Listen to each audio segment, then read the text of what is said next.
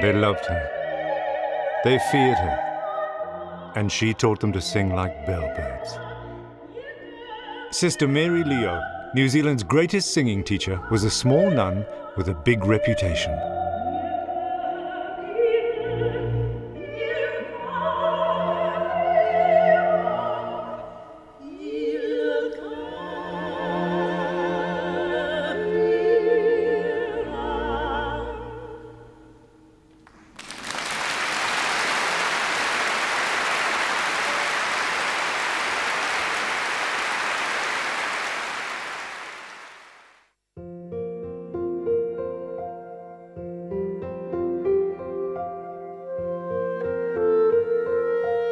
Sister Mary Leo was born on the 3rd of April 1896 in this house in Devonport, Auckland, New Zealand.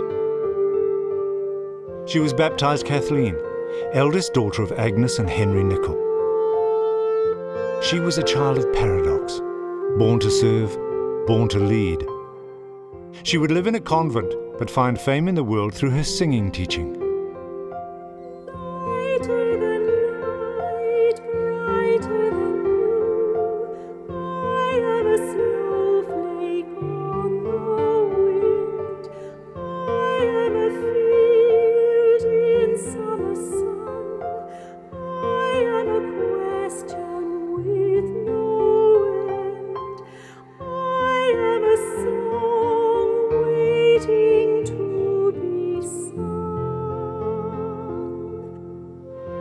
Kathleen became a schoolteacher and also taught piano, violin, dance and singing.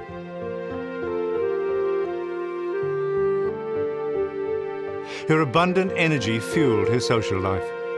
She was popular with gentlemen, some of whom sought her hand and heart. However, there was a deeper claim on her life.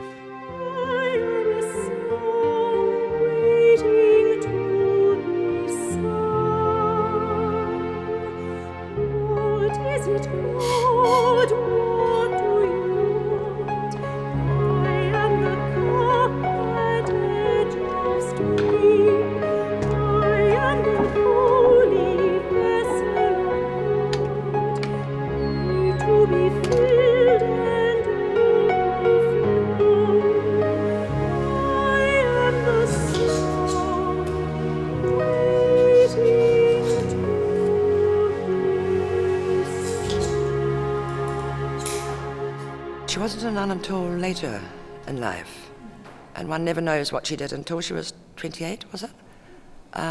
So I think there was a lot more knowledge she had than a normal nun would have. She said she always fell in love with the wrong men herself. They were either atheists or married. And I rather suspected that was what tossed her into the convent. Sister was in love herself. She was engaged to be married at one stage before she entered the convent. So she knew a little bit about the emotions, obviously.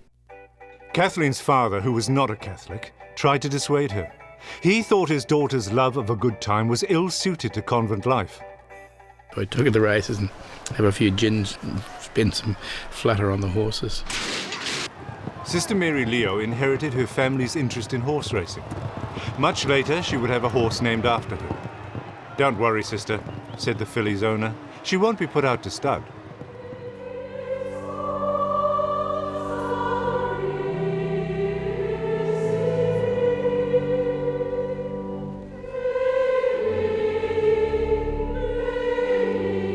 At 28, Kathleen Nicol entered the convent of the Sisters of Mercy in Ponsonby, Auckland, and took the name Sister Mary Leo. She may have chosen religious life, but her teaching and music were not left behind. They found their place in St. Mary's Music School. The Sisters of Mercy came to New Zealand from Ireland in the mid-1800s. Teaching music was a major source of income that helped them do charitable works. They started a school almost immediately, but they had nothing to run them with except what they made with music. Through most of her teaching life, Sister Mary Leo's friend and accompanist was Sister Frances Xavier. They were soulmates who spiritually and emotionally complemented each other, creating an effective team in the music room. Leo depended on her. She would be dragged in to come and play this for them. Come in here. It wouldn't matter what else Sister had to do. Sister Leo always dragged her in to play for somebody. She was the most gentle, gorgeous, mumsy, cuddly. You would sit there and she was you felt very comfortable, whereas Sister Mary Leo was all business. And Sister Frances Xavier, I think, just kept the peace with Sister Mary Leo. They were a wonderful couple, a wonderful twosome. They just so complemented each other. St. Mary's School has an unbroken tradition of excellence in musical tuition. From the first day, you play in an orchestra, which is pretty unbelievable at the beginning, but they very quickly get good.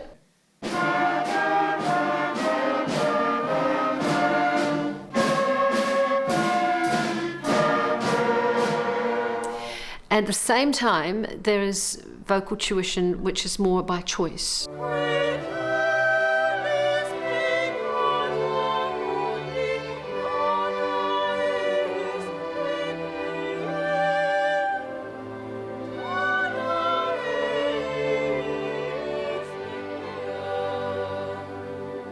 Originally, Sister Mary Leo entered the order to become a nurse.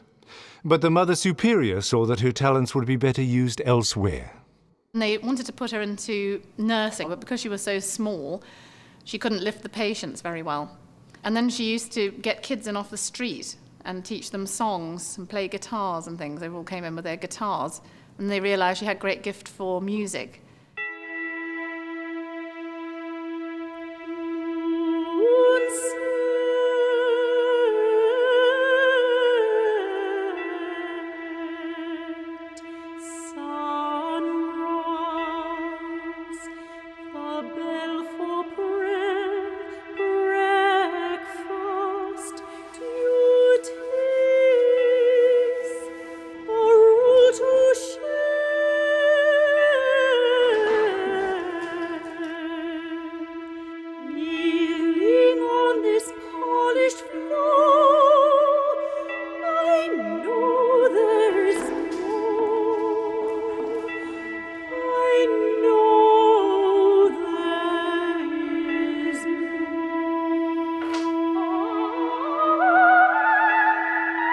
There was more. Into a galaxy of vocal talent there ascended a bright star, a young girl, Mina Foley.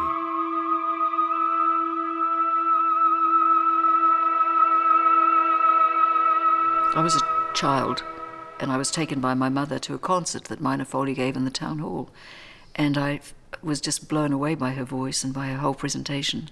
And I loved music and singing myself, and thought then I would love to be able to sing like that. So she was a kind of an idol for me.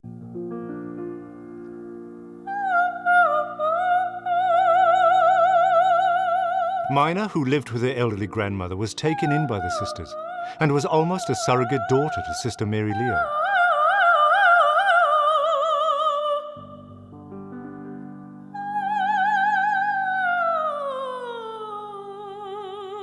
This was a voice rare in purity, with a range of 4 octaves. It was described as the voice of the century. She should really have been an absolute world star.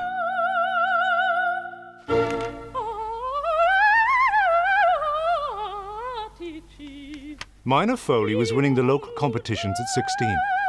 At 20, she was runner-up in the Australian Melbourne Sun Aria, the top competition for emerging opera singers.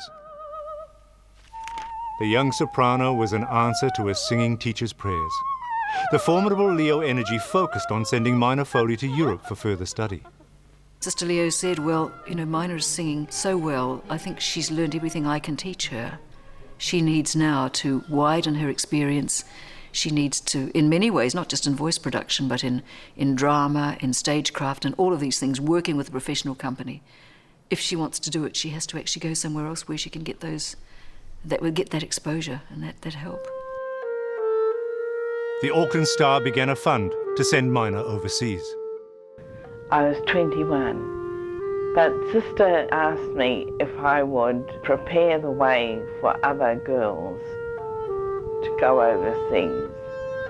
Like any contacts I had or anyone I met or anything like that, if I gave them to her so that she could contact people Sister always said that it was a shame in those days that she hadn't have been able to have gone with her, because she went over as a young girl, and there's a lot of cattiness and spitefulness in the stage work overseas. I suppose it still exists, but Mina was a lone soul from another country. I suppose didn't speak the language fluently, and she kind of, it was hard for her to fit in. In 1951, Mina went to England. There she won the British Council Scholarship to study in Italy under Totti del Monte.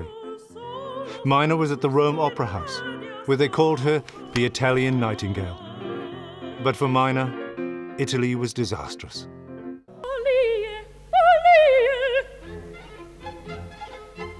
Poor Mina was immediately a target to a roue, and the people she was supposed to be boarding with took advantage of her financially. So she had money problems, love problems and everything. Mina had never sung operatic roles here at all. She'd sung with orchestras and with the choir, with the piano, but not operatic roles, with backstage and half the chorus going to the local pub after rehearsal, long rehearsals, everyone talking a foreign language, the demands of a producer, of a musical director. She hadn't had any of that experience. And of course the producer and everybody in the cast became frustrated with her, and she couldn't cope, and I think she was pushed or she fell against some scenery, and it was just a very, very unpleasant experience, and she eventually had a breakdown. And apparently was found singing up a tree first thing in the morning. Everybody's on their way to work and she was sitting up a tree imagining she was a nightingale with not very much clothing on. I collapsed and went unconscious, but it was because I was being not fed enough food over in Italy. The people I paid board to weren't feeding me properly. And of course then Sister, when she heard that, she said to her, get on the plane and come straight home, which she did. And Sister minded her all the time. While she was sick here, she went to visit her every week. But she should never have gone away, and done, especially not without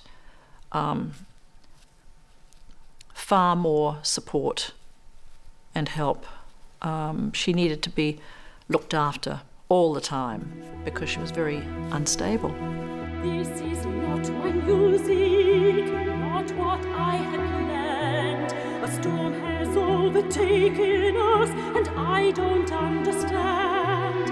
I brought you a singer with a gift of angel song, a voice designed for heaven. Tell me what went wrong. I thought you wrote a part for me, the singing teacher on. But this is not my music, this dark night of the song. When Mina returned to New Zealand, Sister Mary Leo prepared her for a series of concerts. Mina regained enough confidence to perform to enthusiastic audiences in this country. I was 17 and I was in the choir for St Mary's, and when we had this wonderful opportunity to sing with Mina Foley, it was just absolutely, it was an inspiration because she looked so wonderful and she sounded like an angel. And we were backing her singing the nuns' chorus, and it was just, yes, it was one of those things you can say that makes you want to be a singer.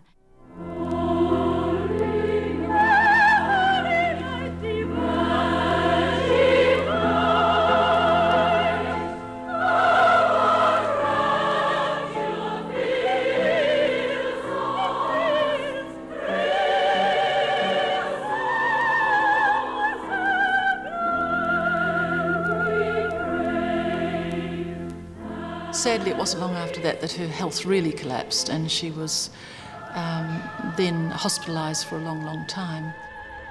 Mina had another breakdown, which effectively closed the door on her singing career. During those years in Carrington Hospital, Minor had a regular visitor. Her singing teacher came week after week to give her lessons, encouragement, and life beyond mere existence. A really selfish person would have just dusted their hands of that it was not her fault, that there was an instability there. But to go out anonymously every week for years, that's true humility.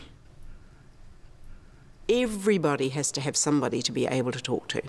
You know, nothing goes smoothly. Nothing is smooth sailing. You know, you meet conductors who are real terrible, demanding and arrogant people who make you, who belittle you and make you feel that you're not good enough.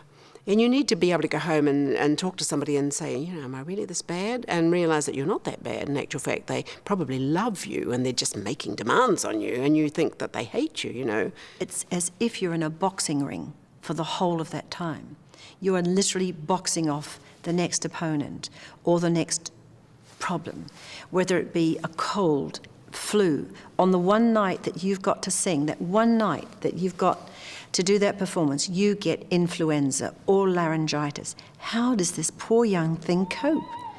You know, and I did. I mean, I really did cope with it, and I'm very proud of what I did.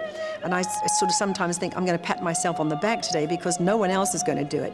But as life has gone on, I can truly say to you today, I trust absolutely nobody except my children. And it's horrible to say that. You have to be single-minded. You have to want it. You have to, at all cost, go for it. There is no compromise.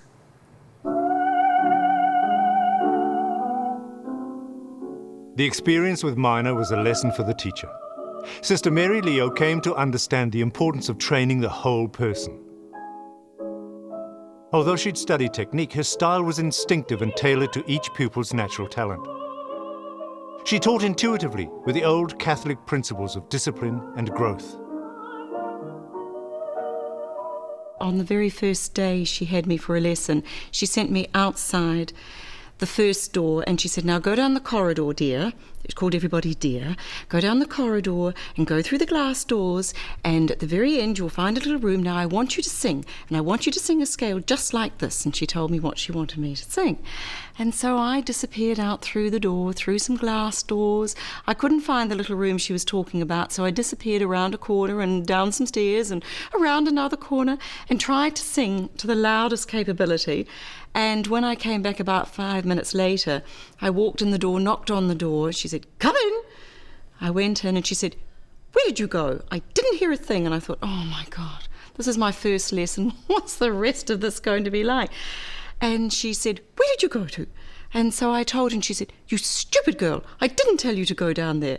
And so the whole thing was just terrifying from then on in. But as the weeks went by, I realised that this was just her personality. And when I spoke to many of the other students, I realised I wasn't the only stupid little girl. And if I arrived early for a lesson, for instance, or if anyone arrived early for a lesson, she'd say, the room next door is free, go and do some practice. Or go upstairs, there's a piano room upstairs, go to... And she had a broom. And she would, if there was silence, she'd hit the roof. And I can remember once it happening to me, and I was in the room, the little room next door. And I don't know what I was doing. I obviously wasn't singing, and suddenly there was a broom on the wall, and I thought, I think I must be meant to practice here. So I practiced. But yes, she was hugely energetic and very demanding, I think. At the Opera Factory, ex-pupil Sally Sloman still uses the Mary Leo method. Good, that was 3.5 paces. Try for me now 7 smaller paces. Right from word go, it was now walk in the door again. Now go back and walk in the door again. Now go back. Now this time walk in the door and curtsy. And I just wanted to sing. We didn't do much of that for a while. I teach deportment, and at first, you know, it stops them being nervous.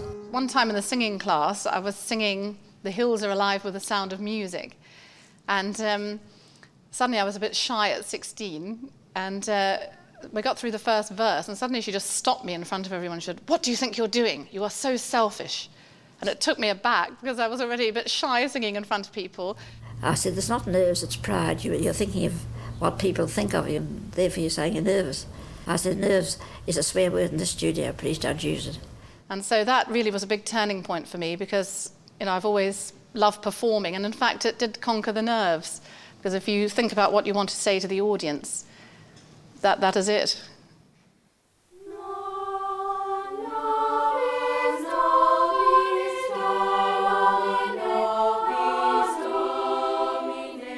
All music pupils had to sing in a choir. There were choirs all over the place. Form choirs, class choirs, outside choirs, Saturday choirs and Monday after school choirs.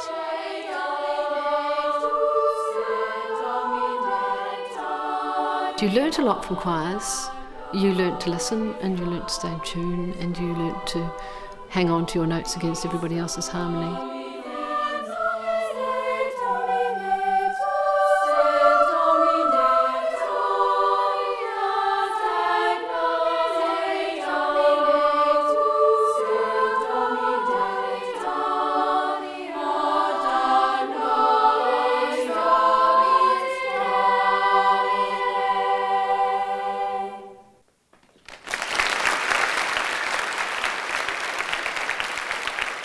We wore these sort of, I think based on a Virgin Mary statue, I suspect, because who else would wear cerise and pale blue satin as a cape? And long white gloves, hair set, discreet jewellery, no low necklines, dresses to the gown, nothing tight at all. And if you went like that at a rehearsal, it was an apology in front of the class. And if you went like that in a performance, you almost got a letter from the headmaster. She always used to turn her choir out for major events, and they were such an exceptional choir, let alone the students. She had also this exceptional choir. And I think if it was an important enough event on, she'd probably be in like a shot to offer their services, because it was a great PR opportunity. Sister Mary Leo's careful ear tracked the voices, and from the choirs she chose many of her soloists. International stars came to New Zealand to see the little nun who'd become a big teacher. Sister Mary Leo studied the depth and breadth of the hard palate, the cave that produced beautiful resonance. She did the same with visiting professionals like Victoria de Los Angeles, who usually submitted meekly to inspection. I had sung from the age of 2, and I'd yodeled, and I sang country music and I sang jazz, and it all came from the throat area. I mean, just as I'm talking to you now, it's that same projection of the voice. When you train the voice, you put it into the mask of the face, which is literally the over the lips and around the eyes and into the hard mask of the face. And to do that, you have to have a huge amount of air, which I describe as like a tornado of air, which comes from breathing properly, and that air passes the vocal cords and plays them a little bit like a violin, I suppose, and the sound ricochets into. So it's a sound and not the voice. You're making a sound that goes into this mask of the face. It's like turning the radio on. The radio sound is in a studio somewhere, but the actual sound you're hearing is coming out a speaker, and this is the speaker of the voice. When I speak, you can most probably hear I have a lot of resonance in my face. We've got voice sounds in our... I mean, there's sort of lots of cavities that cause us to have this sound. That is the absolute perfect sound. It's your unique voice coming through your own, the mask of your own face. It now finds that voice down to your unique sound. It becomes absolutely yours.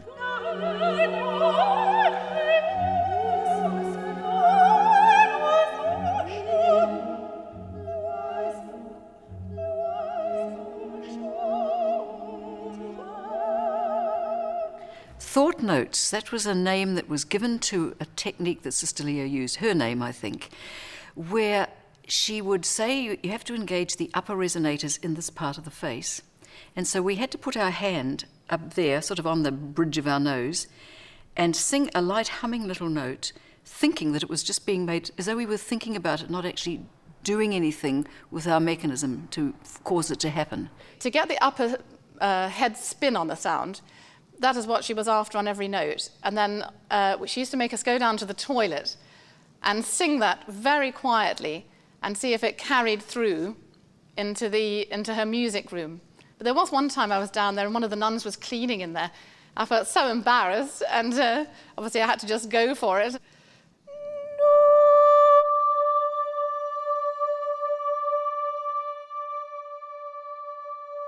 And then I go back to the music room and she said, yes, dear, I could hear that very clearly. That was very good. I used to have to go into the next room and do these little thought notes to see if she could hear them through the wall, because she said they had a wonderful penetrating sound. Because the head voice does give a penetration, a sound of penetration. It's the sound that cuts through an orchestra, for example.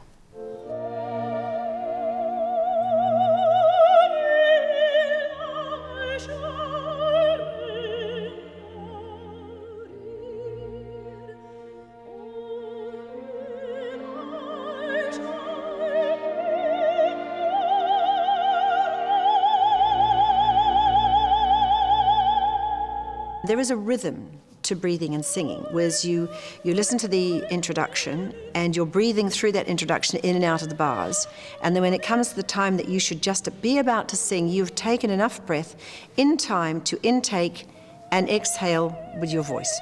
And that's all it is, but that has to be taught.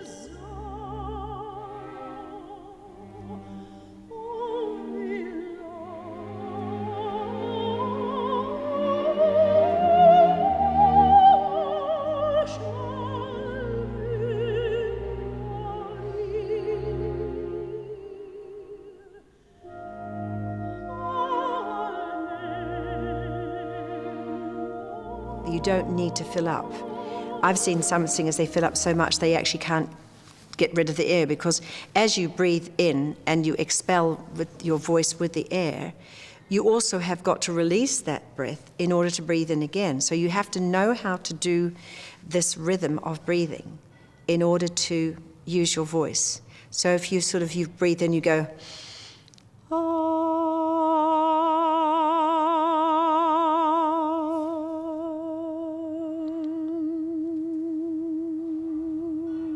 just go on and on and on and on the one breath. She always had this little exercise, the tip of the tongue, the teeth and the lips, and that started every single lesson. The tip of the tongue, the teeth and the lips, the tip of the tongue, the teeth and the lips, the tip of the tongue, the teeth and the lips, the tip of the tongue, the teeth and the lips, the tip of the tongue, the teeth and the lips, the tip of the tongue, round your vowels. the tip of the tongue, the teeth and the lips, the tip of the tongue, the teeth and the lips, breathing deep. the tongue, the teeth and the lips, the tip of the tongue, the teeth and the lips, expand your ribs. the tip of the tongue, the teeth and the lips, the tip of the tongue, the teeth and the Your lips. spine is like spaghetti. The tip of the tongue, the teeth and the lips. Your shoulders are slouching. The tip of the lips, the tip of the tongue. Your posture is shocking. The tip of the tongue, the teeth and the lips. The tip of the tongue, the teeth and the lips. The tip of the tongue, the teeth and the lips. The tip of the tongue, the teeth and the lips. The tip of the tongue. We would learn our arias phonetically, because we didn't speak the various languages then, of course. We were encouraged to actually know the translations of our songs, and certainly very much the important words, the odd the and she wasn't worried about the important words, and to sense the emotion, what happened before you sang it, who else is on stage with you. So we actually had to understand the character as well. So she used to say, the more you live and the more you're able to feel emotion, the better you're able to express it in your music. She was very particular that if we hadn't expressed the emotion, we shouldn't sing about it. So if I was singing a passionate love song about lying with thee, my darling, and your head on my breast, it would be about a baby or babysitting, not what the composer and the poet probably intended. And there was just a way she had that I can never recall feeling awkward about any words I sang. So either I didn't get to sing any juicy words, or the interpretation that she helped us with enabled us to still be believable, but interpret our way, what we felt the poet was saying to us. We are told that all creation has its own unique vibration. Every single object makes a sound. Although we cannot hear with the humble human ear the rumbling as our planet rolls around, but machines can make heart vibrations great and small. The whispering of plants, the atoms' frenzied dance, physicists now understand them all. Music is the soul of sound, far from external din. The voice is its glorious instrument. Music comes from within. Sister had a brilliant ear for sound. She had a concept of what the sound should be, and she would work towards that. And her way of doing it was to draw the voice out of a person. It was just so extraordinary how she had this wonderful gift of drawing the sound out and helping it to grow and develop. She would do it through imagery, primarily. Imagine this, imagine that. Imagine that this note is like when you've got a ball of string in one of those cardboard things and you just pull the string and it just keeps coming, and that note should just flow and flow and flow. Imagine you're drawing the tone in between your eyes. Imagine as the note's coming that you're smelling the note in like a flower. Imagine your feet are rooting into the floor like the roots of a tree. Make out you're picking up the note from the floor. And I don't know where she got these ideas from, but I think the point was she was trying to relax you so that you wouldn't think for 3 pages, I've got a top B flat coming over here, you know. I can always remember her telling you to feel as if there's a blind going up and down in your head and make yourself hear yourself right in your cheekbones and strange things like that. And pull it off here. Yes. Pull it off your forehead. Yes. And throw your note out to that picture up there, you should say. I didn't know what she was talking about, needless to say. Sister Mary Leo's reputation grew as her pupils won major national and international competitions. 2 bright new stars emerged from her music room, Malvina Major and Kiri Te Kanawa. They were supernovas who would shine brightly on the world stage and not burn out. The golden days were about to begin for Sister Mary Leo. When we were at St Mary's, I always felt that Kiri had the voice with the cream on and the rest of us had not even the top of the milk. By the early 60s, Sister Mary Leo had an impressive lineup of talent. Kerry was a character. It was a hard job to get her off not basketball, used to play netball, I think, those days. She was a girls' college. And I think she enjoyed doing that, preferring to practice singing. But the singing won in the end. She took me in, this frightened bunny, and pushed a bit of drive into me, put a bit of fire in my blood. And I suppose that's what she did. And I think she was very proud of all of us. Her pupils entered the Mobile Song Quest. Malvina won in 1963 before going to London, and in the meantime Kiri continued her studies, and then she won the Mobile in 1965. In that year, Sister Mary Leo wrote to James Robertson, director of the London Opera Centre, virtually insisting that he take her pupil Kiri Te Kanawa. Robertson replied saying that he remembered Kiri's voice and she would be accepted at the Opera Centre without the usual audition.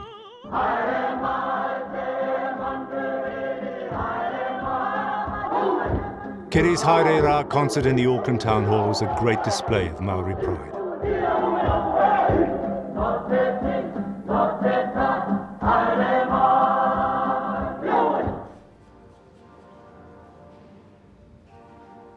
She joined the London Opera Centre and found her new life complicated. Nobody knew of her here, except the people that said, we have a place at the London Opera Centre. And I think it was quite a shock to Kiri to start with. I just went to the college and I started studying and didn't know what I was doing. The other students in the London Opera Centre, they were very organised. They knew exactly what they wanted and exactly what they wanted to do and where they wanted to go and what opera houses they wanted to sing in. And I'm looking at this thinking, I wonder if I should be thinking this. I wonder if this is what, they do when the whale has got the little baby whale and we jump like this. I mean, am I supposed to be doing this too? So I sort of learnt fairly quickly. Within a year, I was a bit wild, I think. At the Opera Centre, she'd been a little bit relaxed. But after that, you know, once she was taken on by the garden, she was very committed, and it was great. People saw what she had. She didn't only have a natural instrument that is quite beautiful. She also had the one thing, presence. She had star quality. This is why a lot of people at that time were frustrated with her. But she had star quality. I was doing a little bit of this and a little bit of that, and auditioning here and auditioning there, and eventually I auditioned at Covent Garden, and there I was in a very short time at Covent Garden. How did I get there? I still am amazed at how it all happened. She then did one or two small parts, and then it was announced suddenly we were to have a new production of Figaro, directed by John Copley, who knew Kiri from the London Opera Centre. And everybody sort of went, oh, the Countess is a huge part. They said to me, when you sing this aria for the first time, you will sing it 3 times up in the dressing room and we will send the pianist to you. So I said, okay, that's fine, that's what you do. So of course I sang it 3 times and then got out on the stage and suddenly realised, oh my God, this is the real one. I've just done it 3 times, can I do it now? So I started and I did everything that I was told. It was like, you know, sort of painting by numbers. I did every move, every hand move, every facial move, every whatever I was supposed to do. And I did it. I thought, oh, okay, we'll move on to the next bit. And so we got through the opera and that was fine. And then, of course, it was a huge success.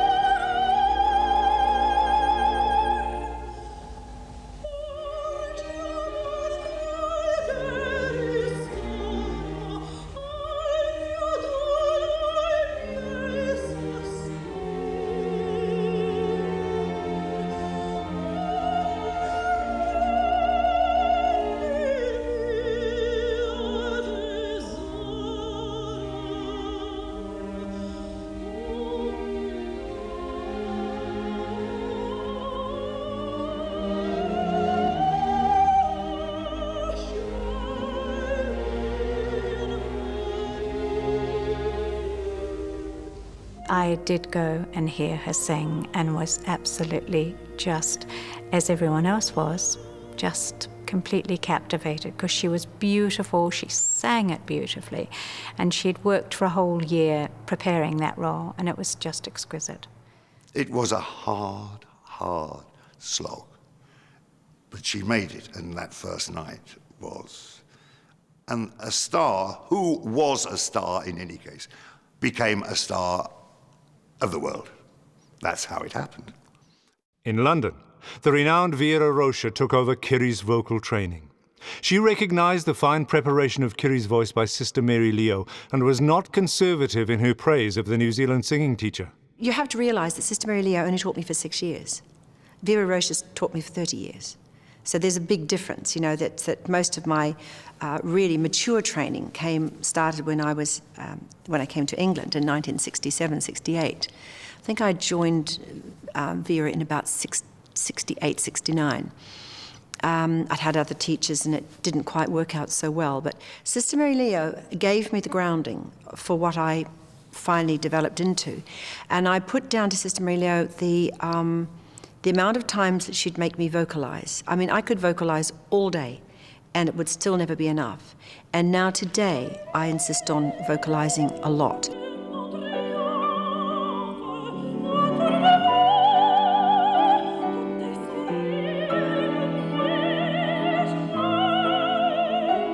The most joyous time is to sit down with a pianist, sing a brand new song, and after singing it for many times and learning it and getting away from the book and knowing it in my heart how I want to interpret it, I get it on stage and I suddenly get into a most beautiful acoustic with a beautiful piano, a lovely accompaniment, nice pianist playing for me.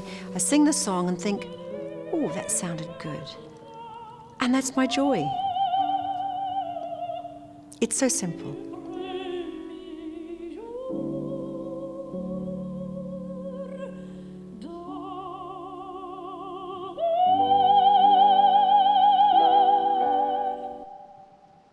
The enigmatic Sister Mary Leo remained a person of paradox. Loving but strict, generous and demanding, at home in the convent, at ease with the world, humble and yet very fond of the limelight. She was a little bit vain, she always went somewhere with a powder compact, and she'd be, on the plane, if she was due to be landing, she'd be, I was in the middle of a lesson and she said, you can't come for your lesson at this time next week because I'm popping into the hospital for an operation. And of course, because we loved each other so much, I said, but what operation? Are you okay? And she said, oh, don't worry about it, dear. She said, I'll be back week after next. We'll change your lesson to Friday instead of Wednesday. Anyway, and it turned out she'd had her eyelids lifted. She liked cameras. I think she sensed they were there, and all of a sudden the hands would go into a, I'm conducting, but actually when she conducted, she wasn't like that. So I think she smelt a camera. She was very cheeky. She had a good sense of humour. And a twinkle, always a twinkle in the eye. Very strong perfectionist. She'd pull herself up and the beads would rattle. She'd toss the veil and she'd throw the shoulders back. Do that again. And she'd pace around the floor. And I rather think that many times it wasn't because she was upset with what you had done, more she wanted to get more out of you. She could be critical to the nth degree, so that you knew that if you got past her, you would be you'd be well able to manage with everybody else. And I do remember her saying one time, "Sing that again for me and see if you can make me cry." And I said, "I'd never make you cry, you hard old thing. Nothing would make you cry." See? And she laughed and she said, "Oh, go on." And I'd try. No, I never made her cry, no. I could get others crying, but not Sister. She would pull you up when you're feeling down, but never let you get too pleased with yourself. The minute you had any look or inclination or any little hint or any little comment that might say that was, gosh, I was good, wasn't I? You were smashed immediately. In actual fact, very few, that was good, no, very little praise or very few comments that would make you think, gosh, that I did it well. So therefore, when you did get, you moved me, dear. You knew that that was 7 years of work that had finally triumphed. I mean, you'd always think, being a nun, that all they do is pray all day and they don't understand people. But Sister Mary Leo was fantastic insofar as she understood people's problems. And she did counsel a lot, people with marital problems or teenage problems. And she knew when you were a bit upset about something as well. She said, "Oh, you sound a little bit, is everything okay today? I can hear it in your voice." She wasn't moralistic. She was a nun and she had her own very strong principles. But she didn't judge. She listened and just used to let you talk and give you sympathy, which I think is what most very good counsellors actually do too. You don't then concentrate only on teaching girls that you think are going to be world-famous opera stars? No, I don't. There's others are not opera singers. Some girls like the lighter type of music, and some like sacred music, others like ballads, and even pop music to a certain extent. I mean, there's certain things that you draw a line at, but... She understood voice potential and groomed her pupils to perform in popular places. She insisted that the voice was a gift from God and to be shared. On stage and in clubs and pubs. Will lead you to my blue heaven.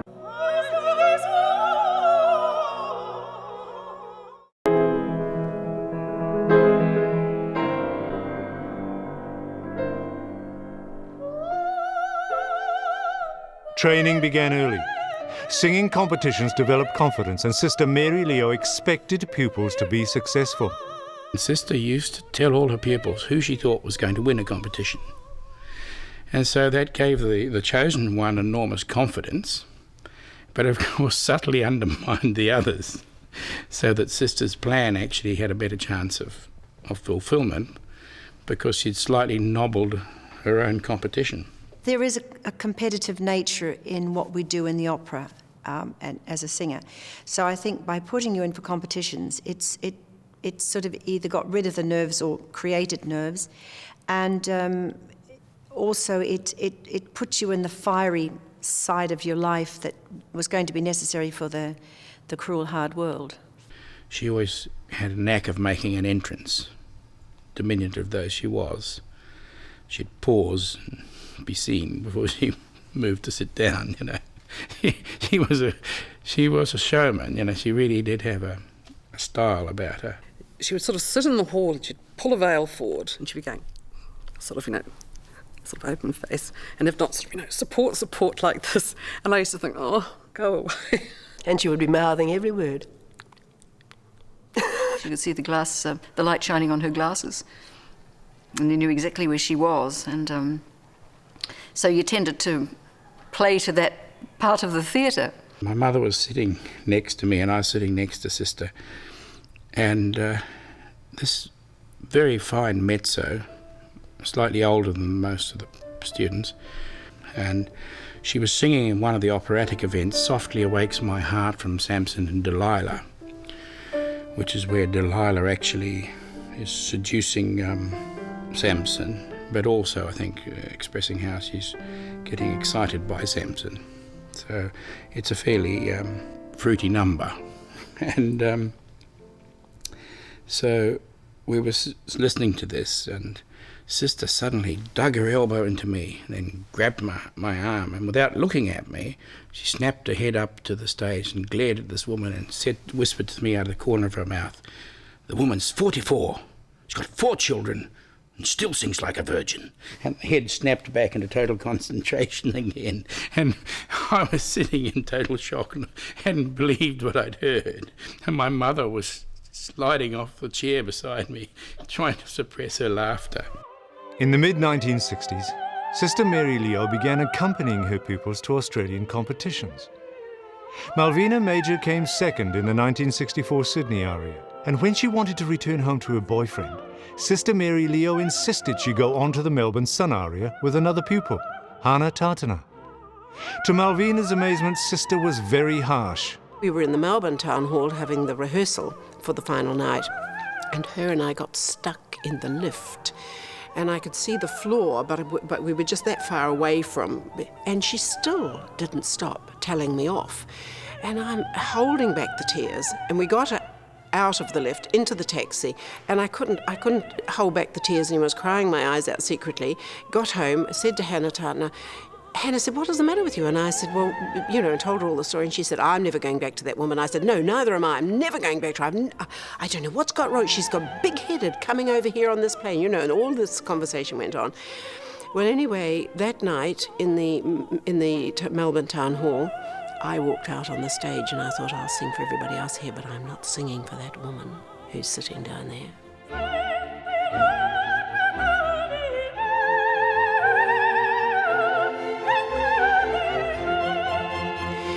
Number 66, and number 66 won.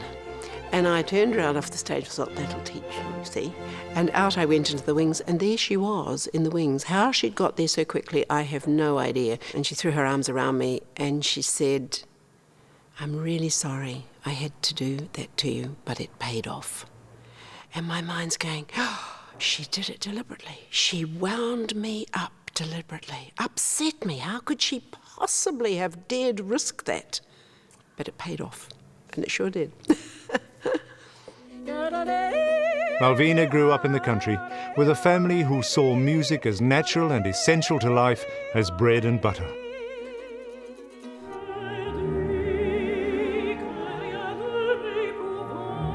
As one of Sister Mary Leo's golden girls, she was destined for international success. My ambition was to become a member of Covent Garden and to build my career through Covent Garden, because it was the dream, I suppose, once I got used to the idea that I was going to be an opera singer. And it didn't happen. And I went to Europe, and I became a freelance artist because I moved out of the circle. And I was offered a job at Covent Garden with the Barber of Seville, and Rosina and the Barber of Seville, and that was cancelled. And it didn't matter that it was cancelled, but I realised that I wasn't going to get into this company and become a company member. So that was a huge disappointment. When I came back to New Zealand, I think if I had anything to be disappointed about, that was it.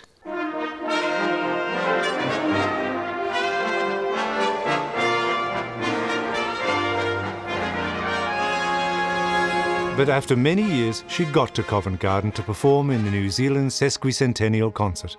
My mind said, this has got to be it. This is your one and only chance to sing on that stage that you've always wanted to sing on. And you know, even at that stage in my life, somebody said to me, oh, but this is a huge theatre. You've got to have a big voice to sing in here. And I thought, well, I don't know. Well, I can remember when I went out, and my mind was totally focused. I have got to sing the best I've ever sung in my life. This is my one chance.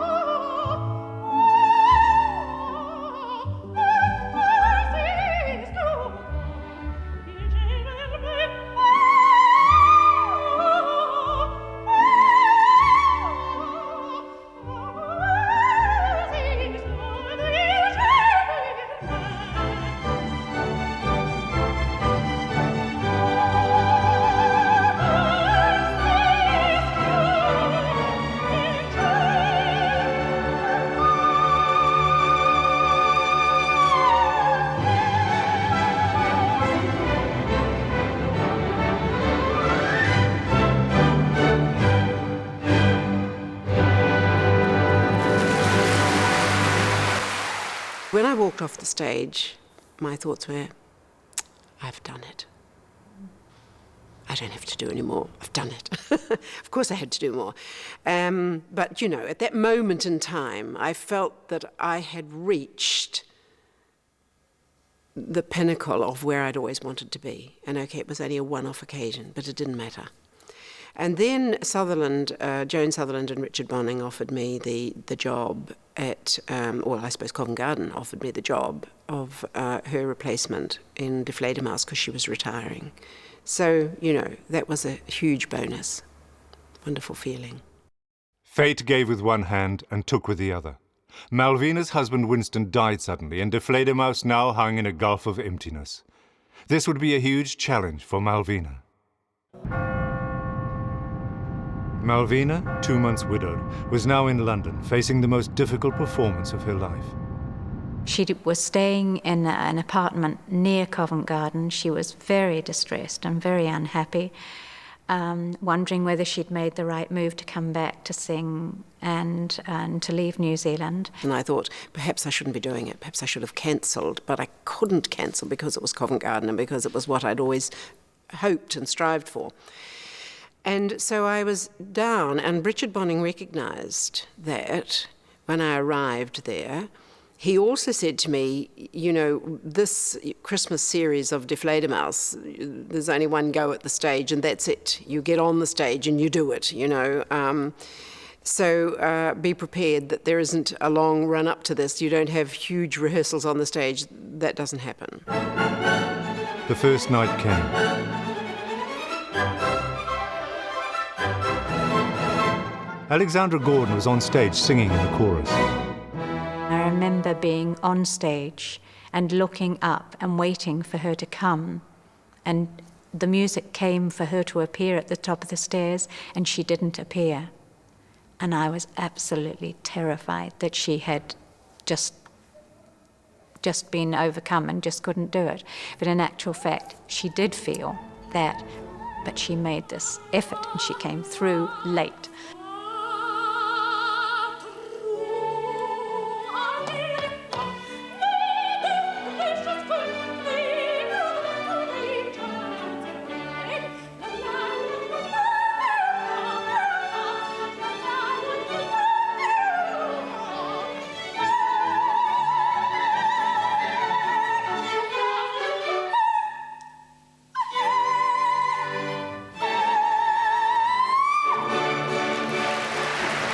and she did a wonderful, wonderful job. She was brilliant. But she obviously didn't feel comfortable or happy about her performance, as one obviously wouldn't, because there's all the other heartache going on. So that affected the way she looked at her performance. But in actual fact, in terms of the performance, she did brilliantly well. Although Richard said I was the only one that got the laughs, the jokes came across, because I can't do it any other way. I have to, if I'm going to sing something, but I understand it, and if I can't understand it, nobody else is going to understand it. So the jokes came over, and the audience laughed, which he felt was a breakthrough. But I just felt that from the singing point of view, it lacked a vitality.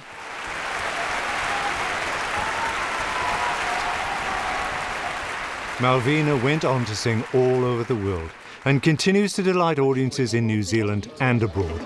And we'll see you in Sydney. in Sydney. Yeah? That's lovely. You're a great Thank you girl. very much. It's lovely. It's It's a real marvellous. pleasure. In Sydney. Yeah? There are stages, and there are stages. Sister Mary Leo's girls were in demand as soloists at private functions. Their teachers supervised their appearances and had them begin with small jobs, then more important occasions. One of Sister's strengths was that she encouraged you not only to go and listen to singers, because there were opportunities, but to also learn how to get the skills to sing yourself. So those early jobs, as we called them, they were great. But they were strenuous. You know, okay, you're singing at the Rotary Club tomorrow night in St Heliers. That was probably half a day off work. Hairdressers, the gown, the jewellery. Quite often, if it was night time, the long white gloves. A taxi there if you didn't have a car. And, okay, if you were lucky, you got a tea towel or a teaspoon.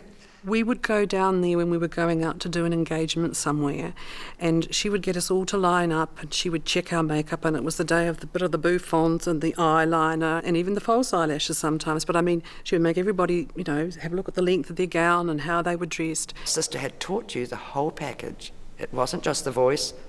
Go looking like a star singer. You will be treated like a star singer. You will sound like a star singer. She was very correct. She never took a commission, but she'd always say to charge a good fee. And I can remember she sent me to sing somewhere, and I'd never charged before. I used to just take another tea towel or a teaspoon. And I can remember the day I charged, and I came back and she said, "What did you charge?" I said, "A guinea." "Oh, my dear, no matter how well you sang, they'll only think you were worth a guinea." It's a very good lesson for the rest of my life. I charged 2 guineas from there on.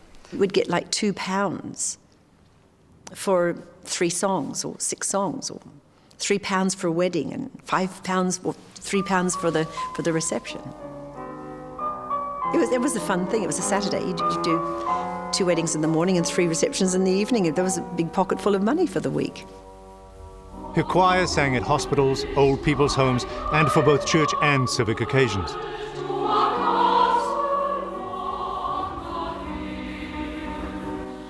They also sang at Mount Eden Prison.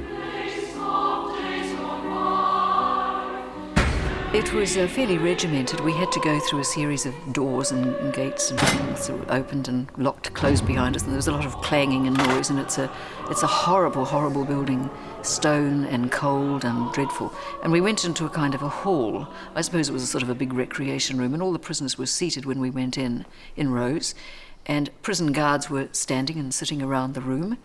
There was quite a lot of, I think we all felt, because we were all fairly young, and I think we all felt a little uneasy at the kind of looks we were getting from some of these men and the odd comments that would be made at times when different ones of us would sing that were quickly quietened down by the prison officers. They would quieten the men down immediately if they started to say anything that was slightly offensive or slightly suggestive. It was a bit strange, but I think Sister Leo was there too. And I think, you know, it was clear that they had a lot of respect for her. So, for that reason, I think they were they were certainly appreciative of them. They gave us a lot of applause and so on.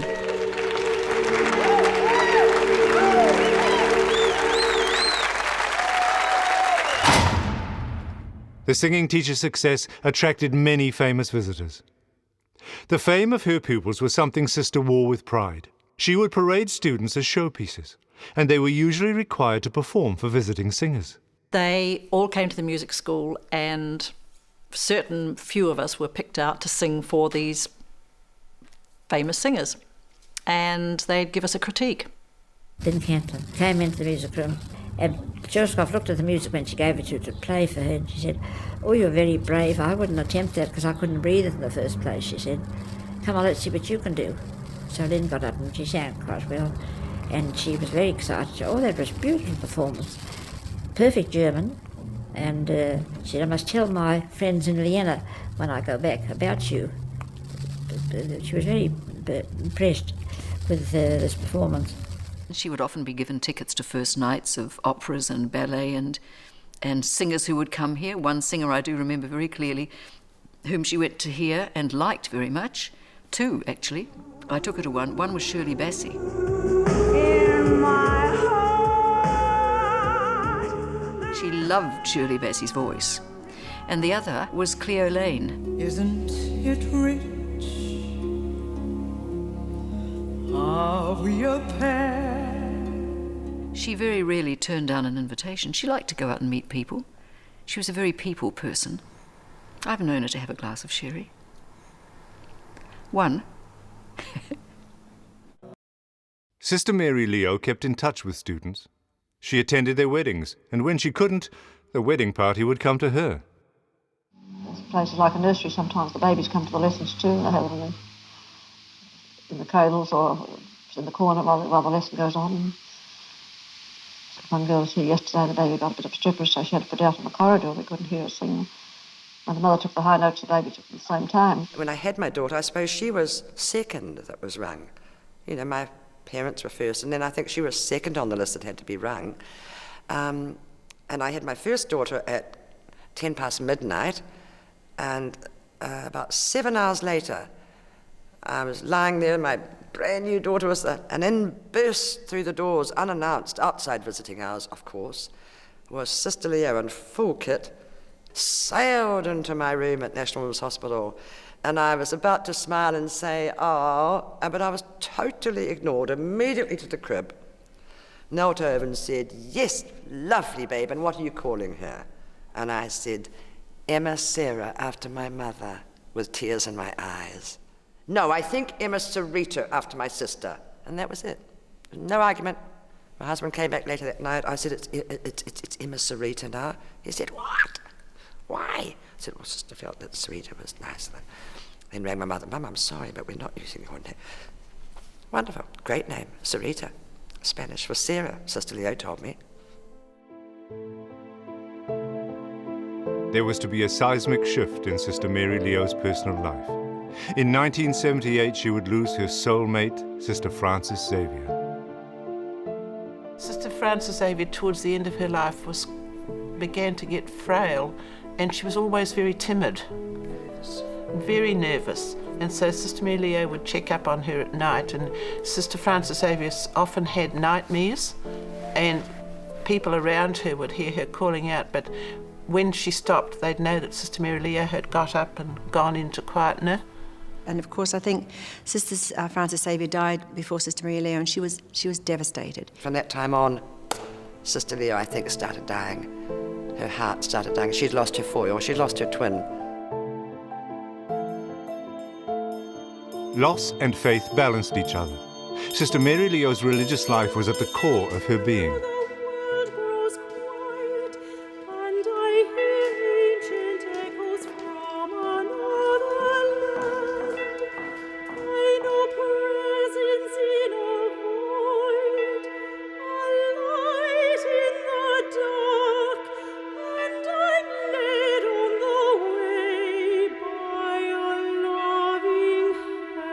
She acknowledged God often when you were singing. You know, God gave you your voice.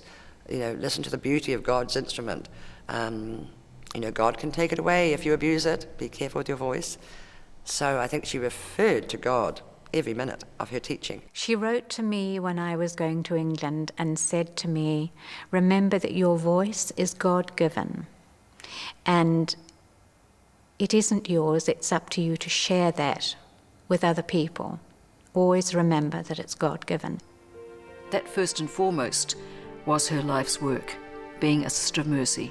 She just happened to be a teacher as other Sisters of Mercy happened to be nurses. Regardless of everything, regardless of the fame, of the music, of everything else, she was primarily a Sister of Mercy, and that meant more to her than anything.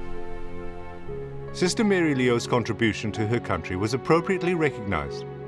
First, she received the MBE. Kerry said, "Oh, put it on the wall where everybody can see it." And she was right. You know, I just had this idealistic thing that nuns should not be proud to have been given an award. So therefore they should put it in a box and put it away and hide it.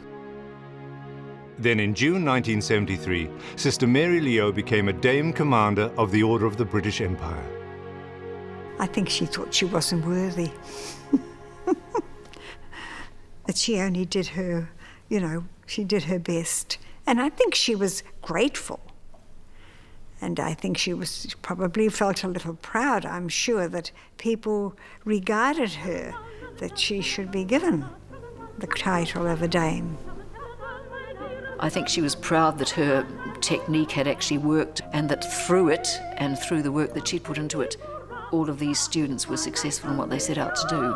I think she took great pride in that.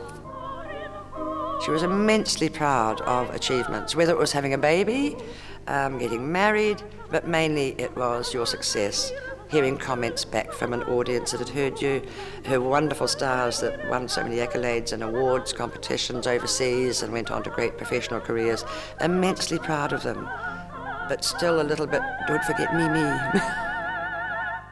She put not just St Mary's, but in a way New Zealand too, very much more fully on the map of world music.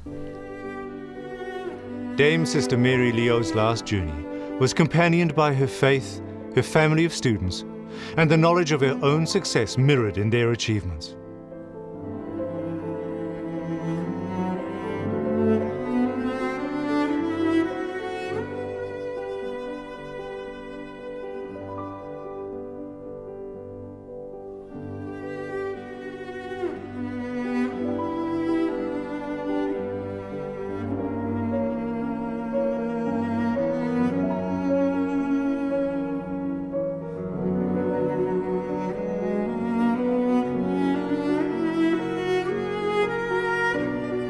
Dame Sister Mary Leo is buried with the other Sisters of Mercy at Waikaraka in Auckland.